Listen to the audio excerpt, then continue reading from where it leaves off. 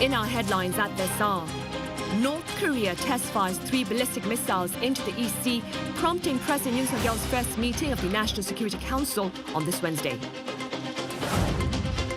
And South Korea has voiced regret regarding the recent flights of Chinese and Russian warplanes into the country's air defense identification zone without prior notification.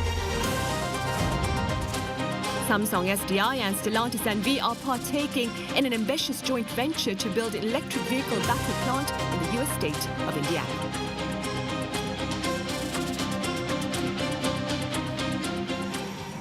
It's good to have you with us. You're watching the Daily Report. It's Wednesday afternoon, May 25th here in South Korea.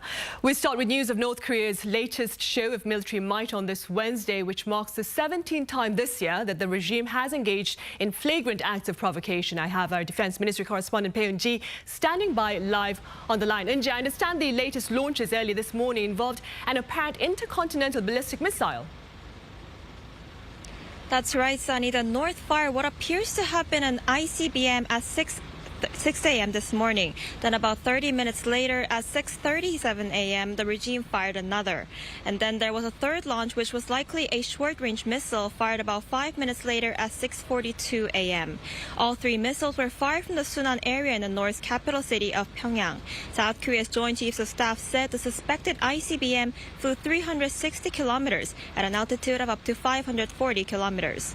The missile was reportedly the North's Hwasong-17 ICBM, and it flew at almost 9 times the speed of sound. As for the second missile, it was launched but was no longer detected soon after it was fired. South Korea's military said further research is needed to see if it failed. The last missile flew 760 kilometers. Today's missiles were launched the day after Biden left Japan, where he wrapped up his trip to Asia. And it came just 4 days after his summit with President Yoon Suk-yeol in Seoul. Over the weekend, Biden and Yoon said they would consider expanding joint military drills to deter threats from North Korea. Right, and Eun-ji, what was South Korea's immediate response? Well, in response, South Korea and the U.S. jointly fired surface-to-surface missiles toward the East Sea to deter further threats from North Korea. This involved one of South Korea's Hyunmoo-2 missiles and one U.S. ATACMS or Army tactical missile systems. Seoul's military said this clearly showed that South Korea has the willingness to sternly respond to any kind of provocations from the North, as well as its capability to precisely hit targets. Because the North had recently been showing signs of a ballistic missile test, a day before the launch, the South Korean military staged a military exercise that involved taxiing warplanes. This kind of drill is also known as an elephant walk. 30 of South Korea's F-15K aircraft taxied in a formation on Tuesday along an airfield to check their readiness. That's all I have for now this hour. Back to you, Sunny. All right, Eun-ji, thank you for that report. That was our Eun-ji reporting from the Defense Ministry. Now, shortly after the missile test, President Yoon Suk-yeol presided over the first National Security Council meeting. He ordered officials to implement the Seoul-Washington extended deterrence and strengthen the joint defense posture. Officials noted that North Korea's latest launches were conducted before U.S. President Joe Biden landed back home in the U.S. from his Asia trip. Meanwhile, South Korea's National Security Advisor Kim Sung-han spoke over the phone with his U.S. counterpart Jake Sullivan and discussed coordinated responses as well as assessments of the recent Yoon-Biden summit. The South Korean government has issued a statement strongly condemning North Korea's missile launches, calling them unlawful and a grave provocation that undermines peace. It also urged the North to abide by UN Security Council resolutions and respond to calls for dialogue. And in related news, the top diplomats of South Korea and the U.S. have also denounced North Korea's missile tests and have agreed to push for a new UN Security Council resolution against the regime. Now, during phone talks just hours after the latest launches, Foreign Minister Park Jin and his U.S. counterpart Antony Blinken called the North's actions, quote, a grave provocation that threatens regional peace and stability. South Korea's top nuclear envoy Kim Gon and his American counterpart Sung Kim also held phone talks during which they reaffirmed their stance against such shows of military might by North Korea. Kim also discussed North Korea issues with Takehiro Funakoshi, the Director General of the Asian and Ocean Affairs Bureau of Japan's Foreign Ministry. Meanwhile, Seoul's foreign ministry has reached out to Beijing and Moscow to relay its regret regarding the recent flights of Chinese and Russian warplanes into South Korea's air defense identification zone without prior notification. Now, the ministry here has also called for efforts to ensure that such incidents are not repeated. Foreign ministry officials have also been in contact with their counterparts in the defense ministry. Back on Tuesday, several Chinese and Russian warplanes briefly entered the South Korean air defense identification zone, prompting South Korea's military to scramble fighter jets. None of the planes, however, violated the country's territorial airspace. In other news, there's been a dramatic decline in South Korea's population. Findings for the month of March show a surge in the number of deaths and a plunge in the number of births. Our Kim Hyun-sung has more on this latest demographic portrait. South Korea in March saw its sharpest population drop since records began. Statistics Korea on Wednesday said the country's population fell in March by more than 21,000. That's the most drastic drop South Korea has seen since the office started compiling data in the early 1980s. Zooming in on the population change, the number of births hit a new low while deaths sharply climbed. In March, there were just under 23,000 newborns, the fewest on record for the month of March. The number of newlyweds also dropped more than 8%, despite couples no longer putting off weddings because of the pandemic. And there were more than 44,000 deaths in March. That's an almost 70% rise from March last year. The aging and declining population is starting to show in relocation data. The latest report shows that in April, 483,000 people in South Korea moved to a different neighborhood, an on-year drop of almost 19%. An expert at Statistics Korea said that this is most likely due to the aging population, because as people age, they find less and less reason to move. Kim Hyun-sung, Arirang News. South Korean battery maker Samsung SDI has unveiled plans to build an electric vehicle battery plant over in the U.S. with Stellantis and V. Now, the plant will be built in the city of Kokomo, Indiana, with construction slated to begin this year. The facility will supply battery modules for vehicles produced at Stellantis' North American assembly plants. The aim is to launch operations in the first quarter of the year 2025 with an annual production capacity of 23 gigawatt hours and to aim for a 33 gigawatt hours in the future.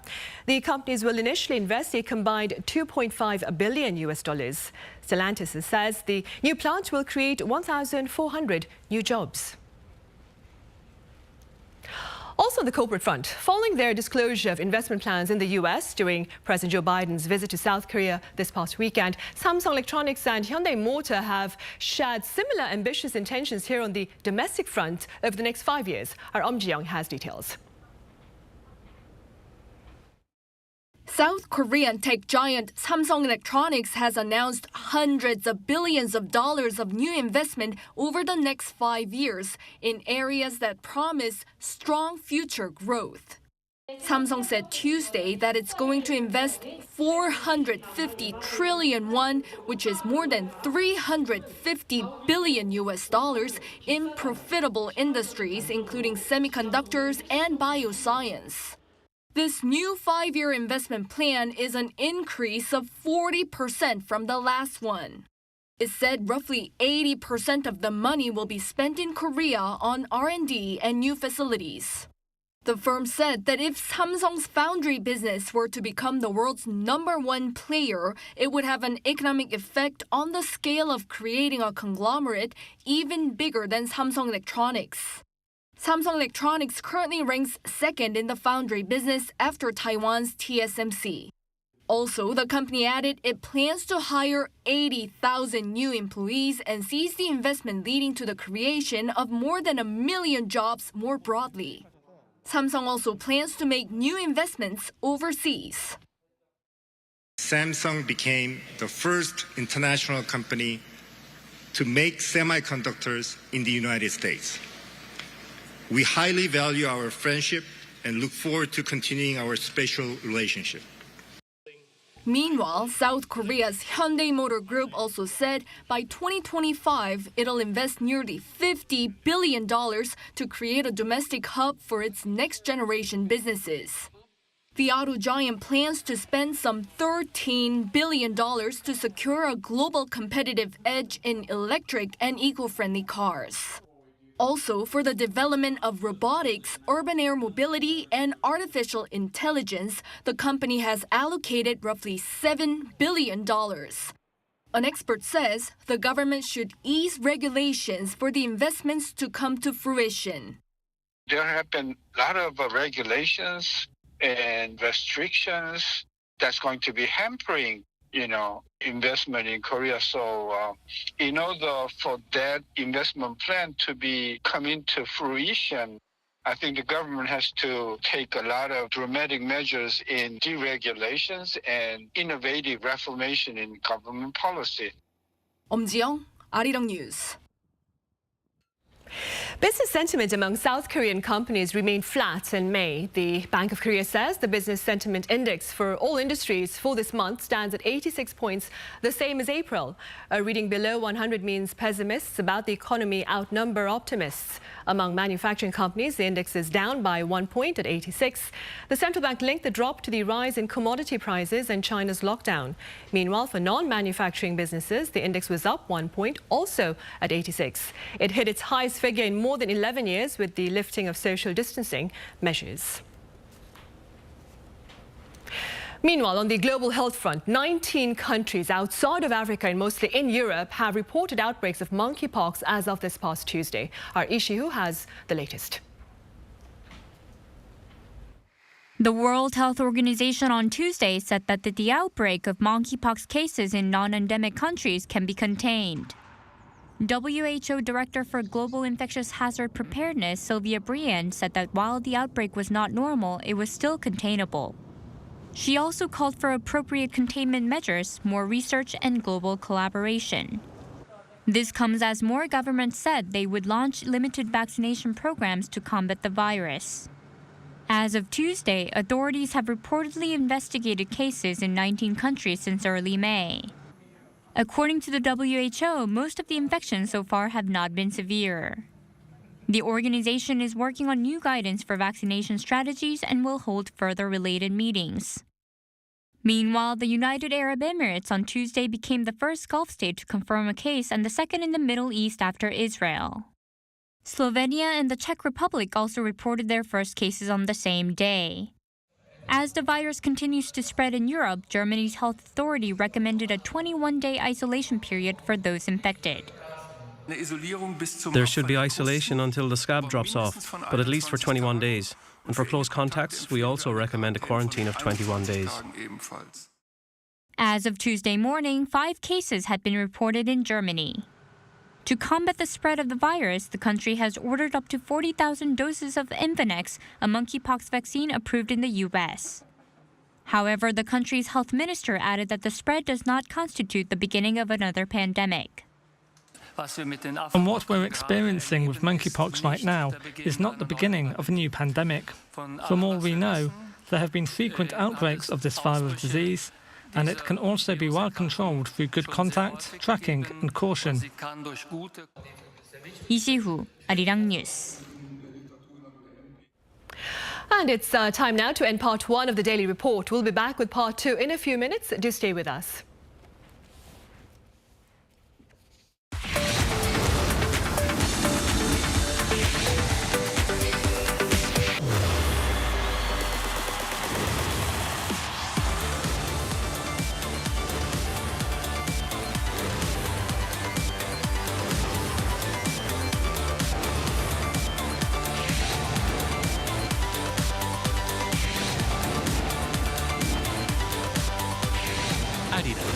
What matters?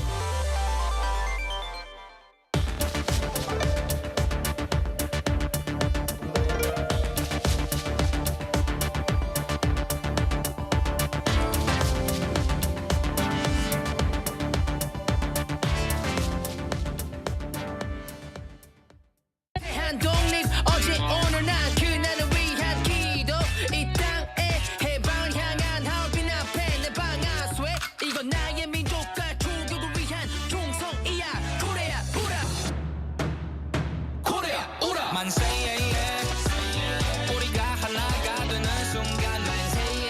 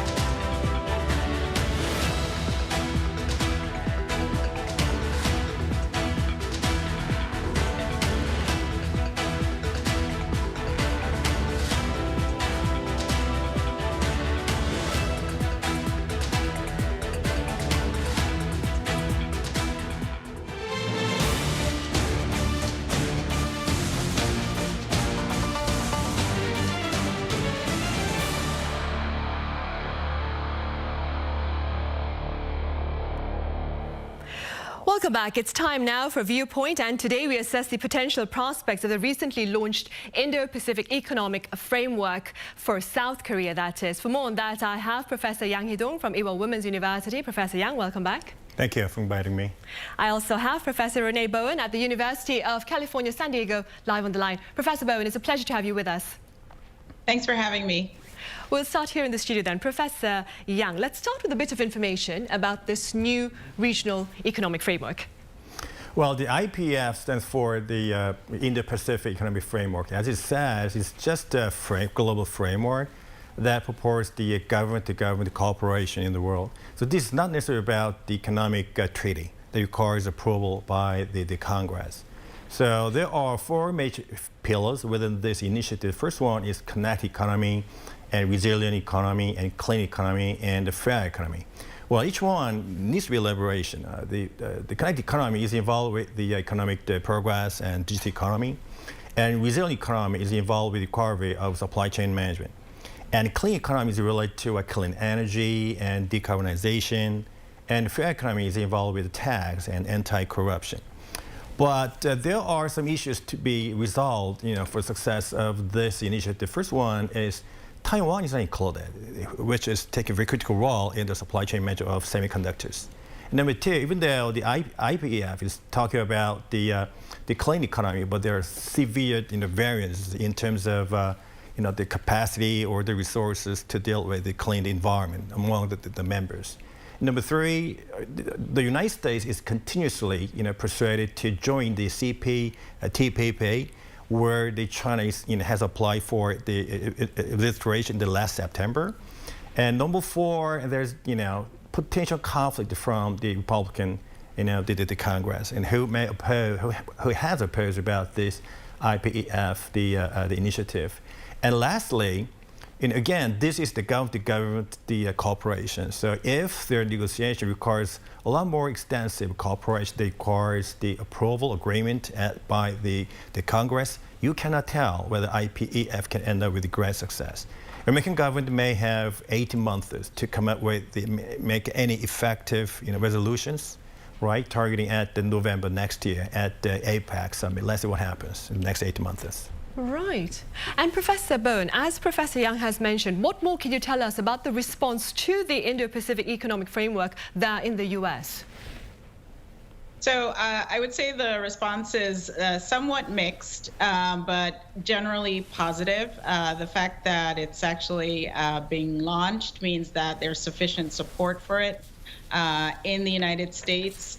Certainly, the president and his team are very positive on it, but also enough members of Congress on both sides of the aisle are sufficiently positive on it, and that's why it's going through. Right. And Professor Yang, how does this Indo-Pacific trade framework differ, perhaps, from the regional comprehensive economic partnership and the comprehensive progressive agreement for Trans-Pacific partnership? All right. So I already mentioned that the IPEF is quite different from the other kinds of economic-based, market-based international treaties, such as RCEP, RCEP, or CPTPP. And those two, the regional treaties require the Congress approval, because those two activities require, it is involved with the market opening or a tariff reduction or a tariff elimination. So why don't we compare about the current scale across all those three the RCEP has about 18 members, including the Asian countries, whereas CPTPP has about 11 members, with the 4 Asian countries. And IPEF has about 13 countries with the 7 the Asian countries. In terms of the inhabitants, the IPEF is the largest with the GDP scale. But when it comes to the proportion of the export from the Korean government to each region, the RCEP is largest because China is in there in RCEP, whereas Japan, Australia, and New Zealand are already belong to all those three the international initiative. So Korea is now belongs to RCEP and the IPEF, And we just get approval from the Congress that we will, start to join the CPTPP in the pretty soon. So yeah, that's the big difference in terms of the organization and the members of those three international initiatives. Right. But basically, they are different because the RCEP and CPTPP is about the economy, whereas the IPEF is about building up the global framework and global regulations through the cooperation among the governments. That's it. And Professor Bowen, China, meanwhile, has condemned the Indo-Pacific strategy, claiming that it is doomed to fail. What are your thoughts with regard to this regional strategy? Right. So, depends on the definition of success and failure. So the IPEF does cover 40% of global GDP in the countries it's covering, and the fact that these 13 countries have signed on and are willing to take on this negotiation, I would say that's already some measure of success. There is a significant amount of trade, not in terms of goods services, but in terms of digital services that will be covered by IPEF. So unlike the RCEP and CPTPP, indeed, it is not aimed at lowering tariffs, but it is aimed at lowering and keeping low barriers to digital trade. And that's a significant part of the economy and a growing part of the economy. So there is somewhat of a misperception that IPEF doesn't cover expansion of trade in some sense. It's not goods trade as we're used to thinking about, but it is trade. It's trade in digital services, and that is significant. Right. And Professor Yang, as Professor Bowen has said, this regional framework does not offer incentives to its partners by lowering tariffs or by providing greater access to the U.S. markets. Having said that, what does South Korea look to gain through this particular regional framework? Well, we should be aware that the American government has consistently emphasized the importance of this region, Asia Pacific. So President Obama has used the term Asia Pacific, but this term has somehow trimmed down to India Pacific since the Donald Trump, even to the Biden. So we may remember about the Biden's emphasis since last year in June. He declared a B3W plan, which that stands for the Build Back Better World. That plans to spend about $40 trillion to support the build up the infrastructure in the last developed countries to countermeasure against the One Belt and One Road started in 2014. And this in February, the Biden government also announced the Indo-Pacific strategy of the U.S.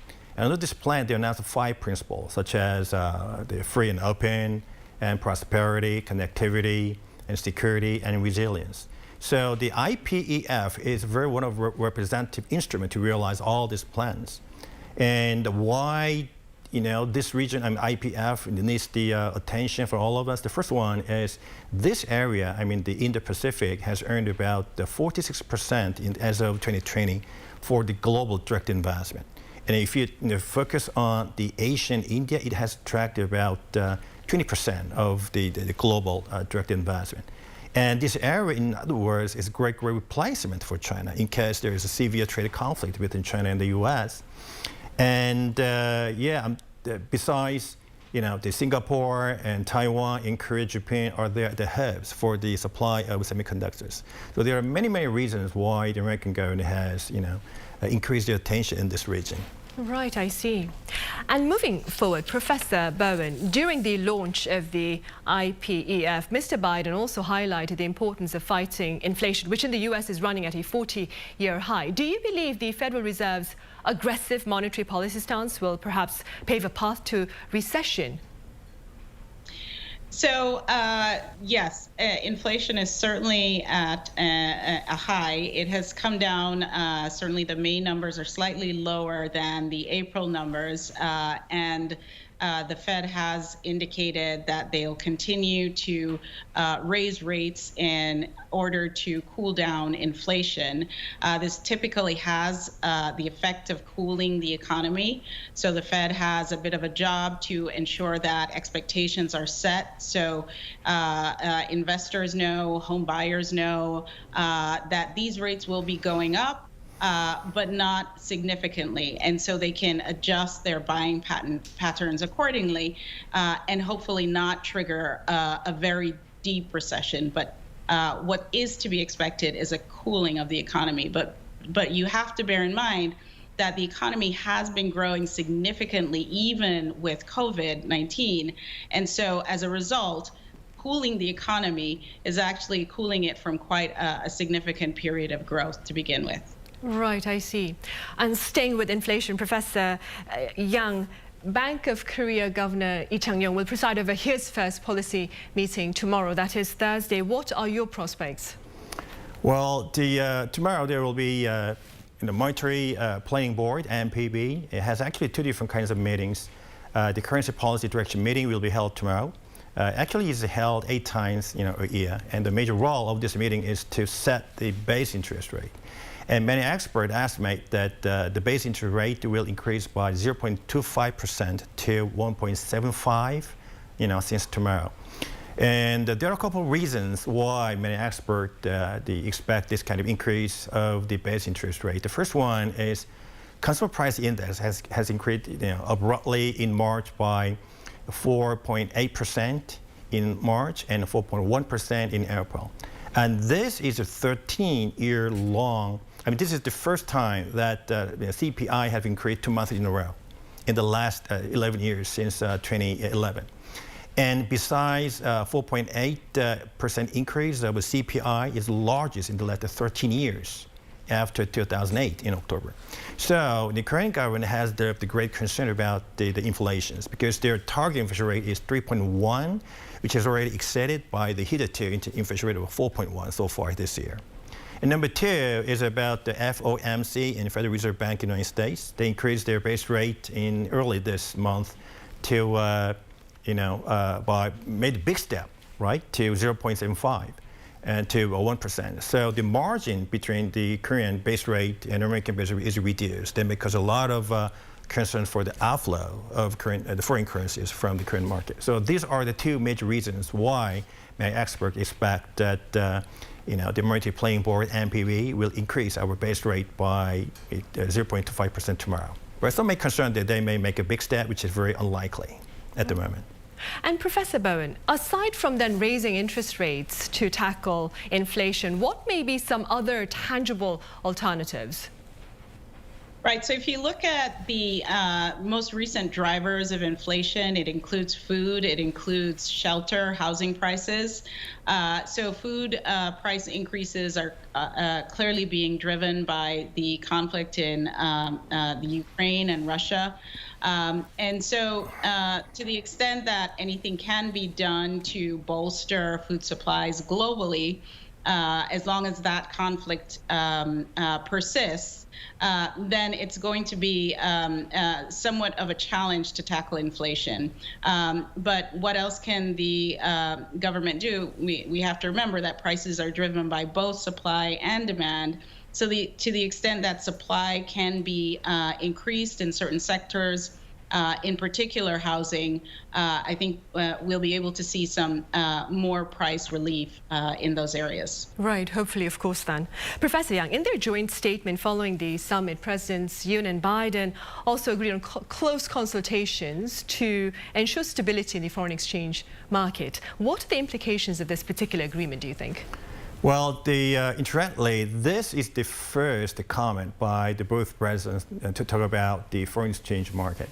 The only occasion for the American president to talk about the foreign exchange rate or foreign exchange market is to warn about the artificial manipulation or artificial, the deflation of exchange rate. But in this case, currently the Korean won is moving in the opposite way because, the exchange rate is getting very weak unintentionally. And well, the major meaning of this comments by both presidents is to give the strong signal to the market that the 1,301 is a very strong psychological safety belt. So even though they did not make any detailed comments on any techniques or any detailed plans, but this signal will give enough, the impressions to the market that in the Korean won, the depreciation will not go that bad beyond the 1,301. Well, many people already start to talk about the currency swap between US dollars and Korean won, which is very unlikely because the American government has made the currency swap with Japan, EU, and many other currency and countries. But Korean won is not has improved to that key critical status. And besides, our liquidity is not the serious problem at the moment. This is a very temporary situation because the American government is trying to, actually the Federal Reserve Bank is trying to increase the interest rate, and there's war breakout between Russia and Ukraine. So these are very temporary reasons why Korean won is getting depreciated against US dollars. So in other words, this is not the right moment for two countries to talk about the going forward for the dollar and won currency swap. Again, if we are very serious about this one, and this is not the matter between two governments, because this is the matter between two central banks, BOK and the Federal Reserve Bank. So let's see what happens. Right, we will then. Professor Bowen, we are currently facing a commodity crisis, a supply chain crisis, COVID-19 and war, like Professor Yang mentioned, in Ukraine. Now, that being said, do you suppose the world is headed towards a grand recession? Well, I think we all hope that's not the case, but it is clear that there's some warning signs that people should be cautious. I do think the huge expansion in the economy is certainly over the last 3 years that we've experienced is unlikely to be sustained in the near future. But one must still be aware that there's still drivers of growth. There's still a lot of productivity in the United States in particular, a lot of productivity in the tech sector. There's a lot of investment by the government. If somehow, the U.S. government passes one of the acts related to semiconductors, that does imply quite a significant amount of government spending, which can drive GDP. So there are some drivers of GDP growth in the United States. But yes, globally, things do look dire, particularly because of the war between Ukraine and Russia, with that driving food supplies. And of course, everyone is going to be, all countries are going to be concerned about that. Many countries are going to be affected by that because of food prices and, of course, energy prices. And that feeds into prices of many other goods. So we are going to continue to see prices increasing to the extent that governments can shore up supply and not give in too much to protectionist pressures. That's what's going to moderate the slowdown that we're expected to see. But yes, it is likely to slow down, but there are tools that governments can use to moderate that slowdown. Right, well, that is good to know then. All right, Professor Bowen, thank you very much for your time and your thoughts today. And Professor Yang here in the studio, thank you for your insights. Thank you. Thank you.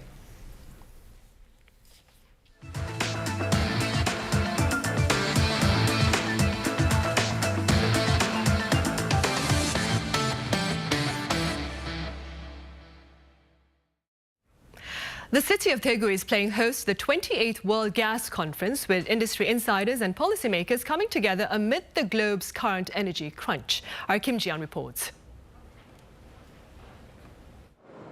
The opening ceremony for the 28th World Gas Conference was held in Daegu on Tuesday.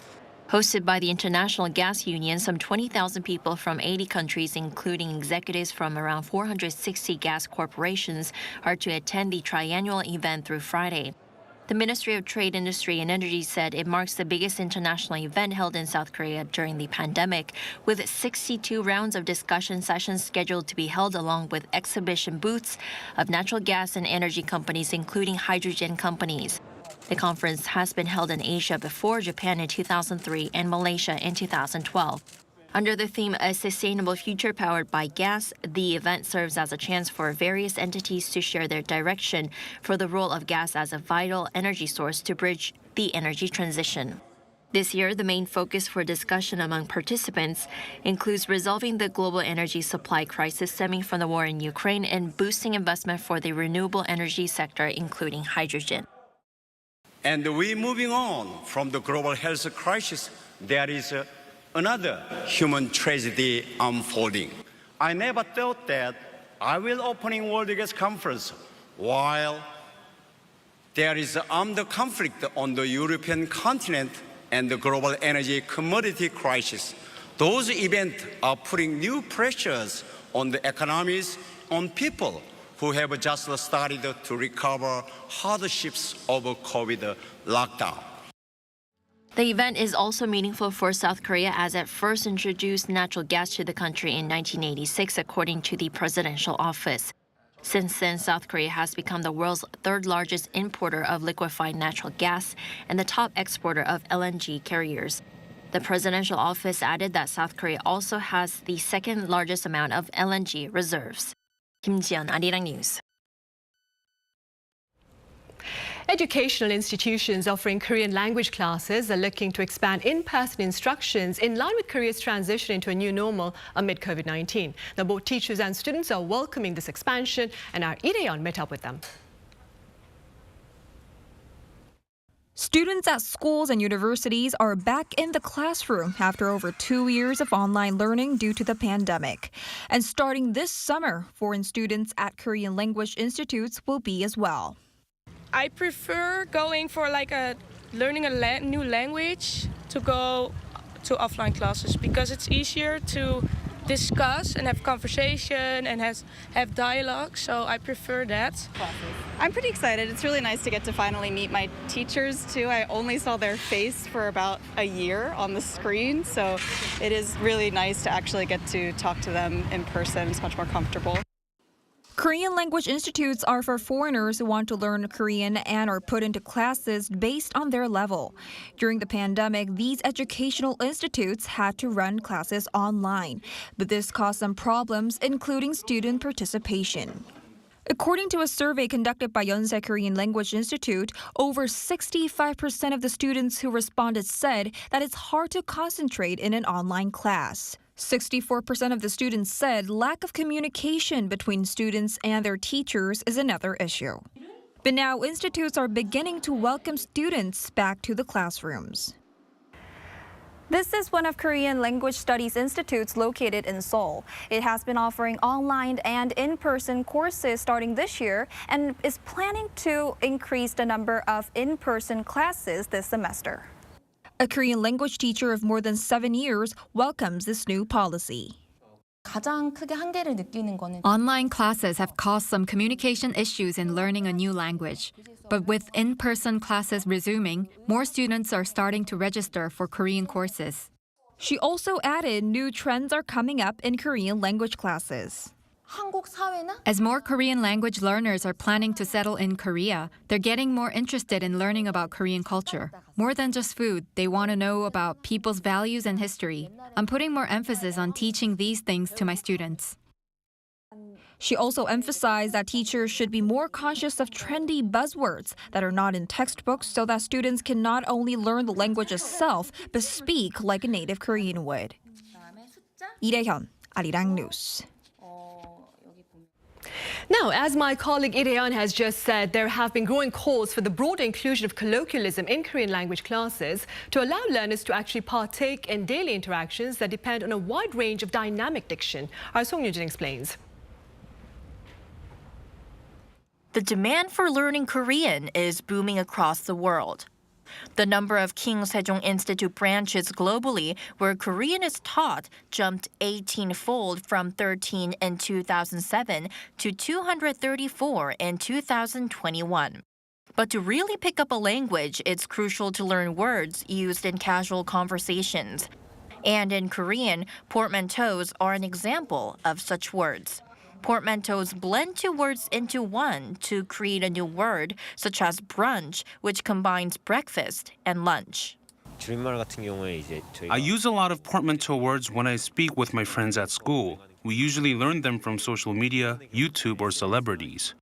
An example of a Korean portmanteau is chimek, which refers to having fried chicken and beer. It's a combination of the words chicken and 맥주, meaning beer. Another is mukbang, or live stream eating show, which blends 먹는 for eating and 방송 for broadcast. So why have these words become so popular in Korea? Koreans are all about efficiency and speed, so they started shortening and combining words for efficiency. Then the emergence of social media and messenger apps spread these words quickly to the public. Portmanteaus have become a key part of the Korean language. So what will be an easy way for foreigners to learn and understand these words? For those who are new to Korean, learning and understanding portmanteaus can be challenging.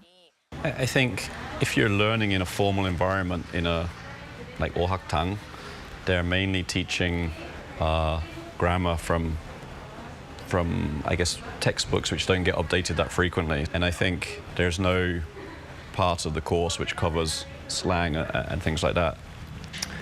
And I guess you just have to wait until you come across those words in your life and then find out what it is, get someone to explain to you. Experts say the way the language is taught, with a focus on formal standard words, needs to change.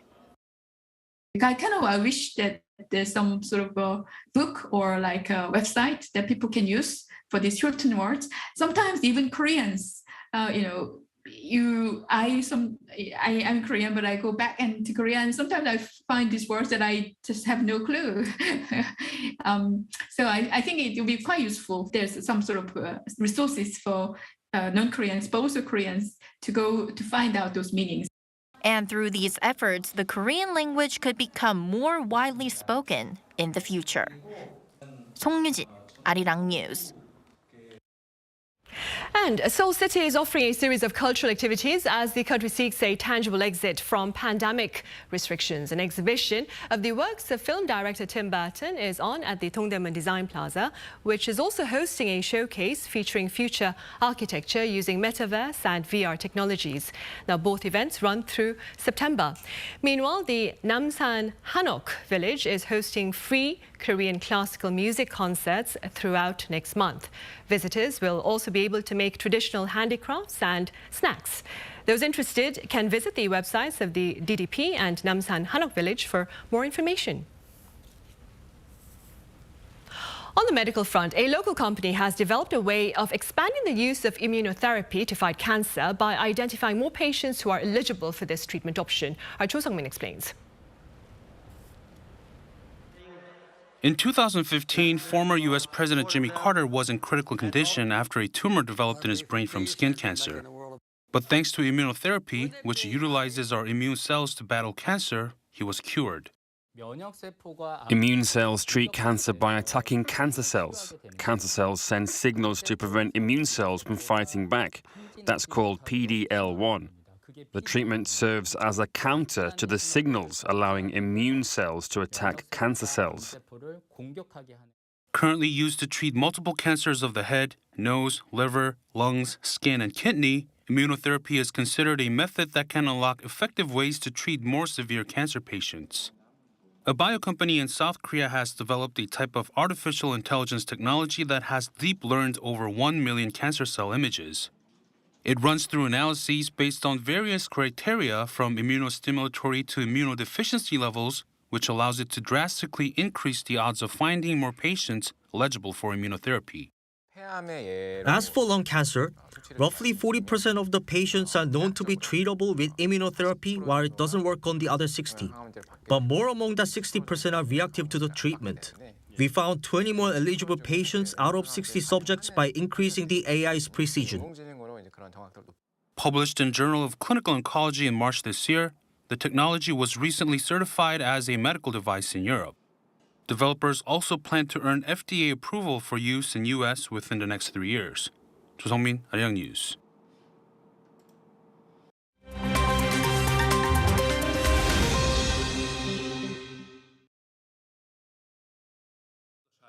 Let's take a look at what's going on in the world now. The Hungarian government is to assume emergency powers to respond more quickly to challenges created by the war in Ukraine. Prime Minister Viktor Orbán announced the plans on Tuesday. He said while the world is on the edge of an economic crisis, Hungary needs to ensure that it protects families' financial security. He also said Hungary would stay out of the Ukraine conflict.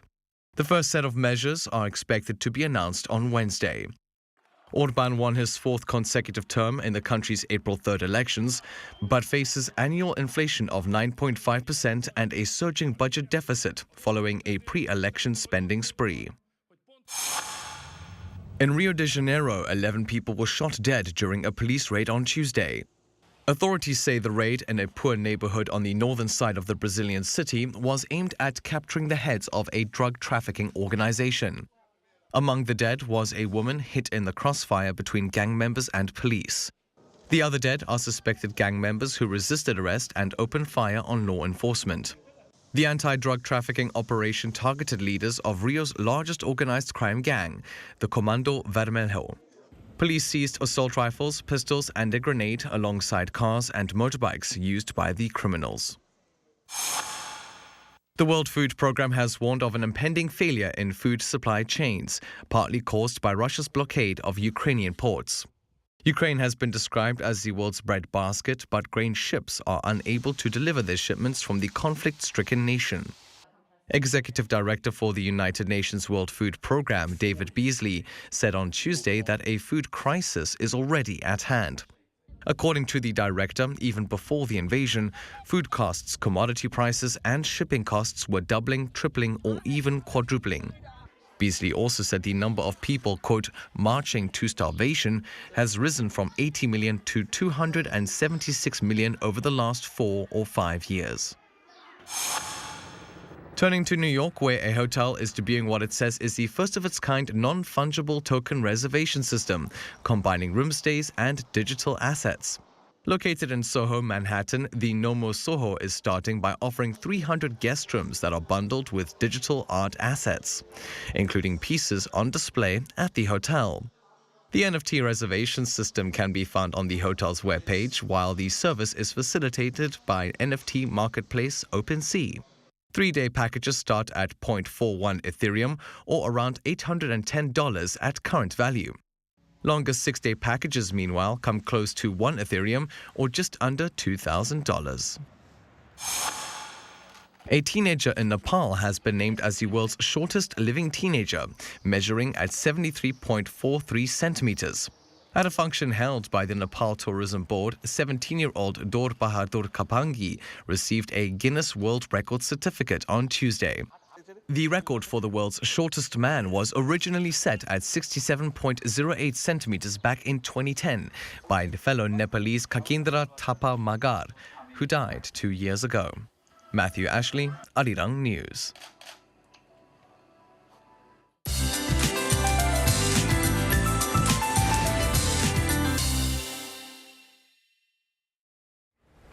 Good Wednesday afternoon. I hope you brought your umbrella this morning. We're expecting outbreaks of showers in the afternoon and rain overnight as more rain clouds approach. And even if the amount of rain is expected to be low, around 5 to 20 millimeters, it could get thundery or blustery, so please stay safe if you're out and about. And temperature-wise, above normal warmth brought highs of over 30 degrees in many regions. But it will rapidly dip down later today when the rain starts, so please dress accordingly. Even if the skies are getting murkier, still be mindful of the high UV index and ozone level. Both are improving as we get some clouds overhead, but it's still very high in a few regions. And ozone can't be filtered out by a mask, so refrain from unnecessary travel. There might be short reprieve from the heat after the rain, which is going to be on and off until Friday, but temperatures will soar again over the weekend. Now, let's take a look at the worldwide weather conditions.